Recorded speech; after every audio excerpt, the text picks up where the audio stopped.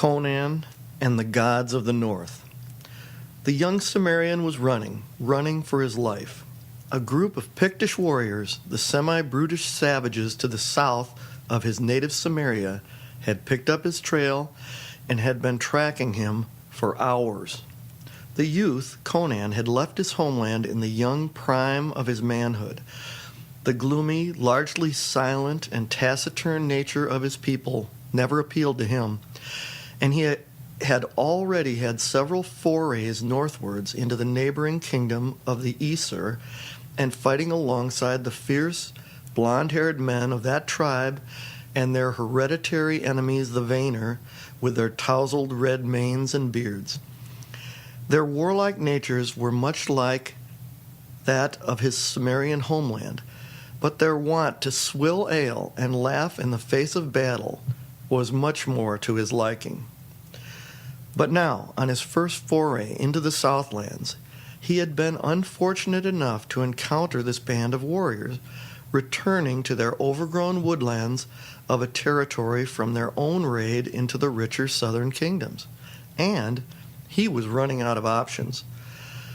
The Picts were uncannily good trackers, as good perhaps as the youth Conan himself, and that was saying a great deal. Probably 20 years or so at this point in time, he had already been named about the council fires by the elders and killed many a man in battle. A flint-tipped arrow splintered on the rocks beside him as he ran, and Conan knew his pursuers were getting closer. He ducked into a ravine to his left and sprinted down the corridor of rocks that girdled it. He was trapped. He was in what was like a large, natural bowl of stone, and ice and snow covered wide swaths of the walls. Before he could scale the wall, the Picts would be upon him. He turned at bay, a grim snarl on his face, his blue eyes slitted. He drew his broadsword and waited. It was not long, and the first of the Picts arrived in the three-sided valley. Shrieking in triumph, the short, heavily muscled, painted savage hurled himself on the youthful barbarian. Before he could shout again, however, the Cimmerian's broadsword transfixed the smaller man through the chest, and the blade protruded through his back for its whole length. Before Conan could withdraw the blade completely, the rest of the Picts arrived. Screaming in rage and seeing the death of their comrade, who appeared to be a Pict of some standing due to the wolf painting on his broad breast and his single eagle's feather, they attacked. One went down with a poniard in his vitals, and the next received that same blade backhanded across his throat. A third threw himself on Conan and found himself lifted and then slammed into the frozen earth, where he writhed momentarily with a broken back and then lay still. Panting, Conan stood back, both weapons at his sides, ready to sell his life dearly, but knowing there could be but one outcome. Conan and the Gods of the North, Part 2. The Halls of Valhalla. A mighty figure, a giant, sat upon a golden throne in a vast wooden hall with a blazing fireplace loaded with whole trees. He gestured to a page. "Summon the Lord Thor, my son, to me." He spoke in a low, loud rumble like the sound of an approaching glacier in the frozen northern seas. The page, a comely youth with long golden hair and warm winter furs on his body, ran from the hall with alacrity. The mighty figure was the very god of the northern peoples, the mighty Odin himself. He seemed unconquerable writ large, huge in size, mighty beyond words in musculature. He appeared a veritable force of nature. But his brow, above his black eye patch, over his one missing eye, was wrinkled with anger. Thor came into the chamber, the page by his side. Not as large as Odin, he was much younger and just as powerfully built. He had yellow locks to his shoulders and carried a large hammer, but his locks appeared to be artfully curled, and a whiff of perfume followed him as he entered. "Yes, my lord, I was preparing to dine with some of my vassals when this dog here," he spurned the accompanying page with his large hand, knocking him to the floor, "told me you required my presence. Tell me he lied, and I will crush him to a bloody pulp here and—" "Enough!" boomed Odin. "I summon you, but you should have come on your own. Know you not my son, your half-brother, has been killed by a mortal, and a mortal not of our own, but one of my fellow god Cram's brood, a cursed Cimmerian named Conan, has killed my son Heimdall in some hill brawl in Vanaheim, and you are still here, supping at your ample board, while Heimdall lies dead and unavenged?" Thor looked somewhat abashed, but then regained his former casual manner. "Oh, father, I did not think it such a large matter. Since he was merely part god," he meant to go on, but Odin rose wrathfully and spread his mighty arms wide. "Go ye now to avenge thy brother, and kill this Conan who worships this cowardly Cram on his lonely mountain.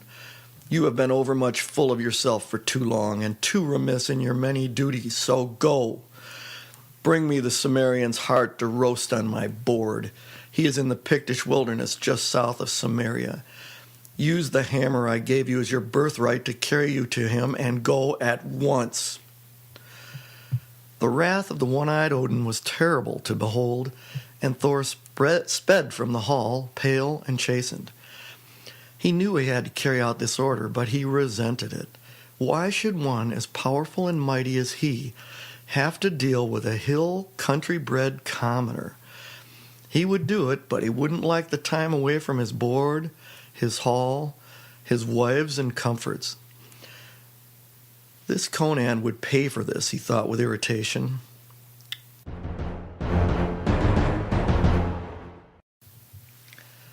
Conan and the gods of the north? There was a blinding flash of light, and Constantius, Conan, and all the men stopped and stared. There, on the floor of the valley, stood a giant of a man, holding a huge hammer in his knotted fist. He had a helmet of blinding gold and a golden shield that half blinded the men, and then he threw that hammer. With a sound like thunder, the hammer struck two of Constantius' men, and cut a huge crevasse into the earth, throwing shards of rock upwards, while the sound was like the growl of some huge beast boring into the ground. Then, with a cry from the godlike figure against the cliff, the hammer flew back into his upraised hand. "I know he who is called Conan is among you. Come forward, you murdering dog of my half-brother Heimdall, or I will slay you all." With which saying, he shook his hammer and looked about for his quarry. For this, indeed, was Thor, come to take vengeance at his father Odin the One-Eyed's order. He assumed that Conan would be quivering in terror at his display of godlike might, and was prepared to ferret him out and then play with the barbarian as a cat might play with a mouse. He shook back his long golden hair and smiled at the thought. There was an overconfidence in the god born out of long dominance over all men, and a superciliousness that was not only arrogant, but offensive to even the other gods. But he did not know Conan. Born in a gloomier region even than the Norselanders' dazzling ice and snow, a child of Cram in Samaria, the somber wraths and equally blazing fury of his homeland was in his blood. An insult from man or God was something he could not bear, and so he charged. This was the last thing that any man there in the valley would have expected. The other men were so cowed and amazed they were awestruck, and the god himself was so enjoying the feeling of superiority and of an entitlement he felt so superior and so much better than any man of earth, and he enjoyed it. He enjoyed their awe, but mostly he enjoyed hurting them. A red mist in front of his vision. The Cimmerian leapt forward like a huge cat, his right hand outstretched in front of him like a huge talon. It was a span of some yards between him and the golden god, but he covered it on a blaze of ferocious speed. Thor started back, startled that any should challenge him. Whoever would dare? And raised his magical hammer, behind which he had hidden so many times, preparing to throw. A smile appeared on his lips, and he thought this would be a good story anyway. But the smile disappeared as that muscular fist of Conan closed upon his upraised wrist, and the barbarian's other hand gripped about his throat. Conan was gasping with fury and squeezing the god's throat. Feeling the strength in that hand startled the god. He was beginning to feel something like real fear for the first time. He attempted to throw his hammer to crush this useless human into a pulp, but his arm was frozen in that uncanny grip of steel. For long moments they stood thus, each exerting such forces from their mighty thews that could have split boulders or unearthed trees, but although their tendons and muscles stood out in bold relief, neither moved overmuch at all. But the left hand of the Cimmerian was squeezing relentlessly the throat of Thor, and the right hand held immobile the hammer-wielding hand of the god. All at once the god of the north dropped his golden shield and grasped at the hand choking him in panic. He scratched at it and tried to push it away, all to no avail. He seemed to be in a panic. He could not speak. His airways were closing in. Suddenly, his eyes wide and bewildered with fear, he croaked, "Home to Asgard!" And with that, the hammer of the gods pulled upwards towards the sky.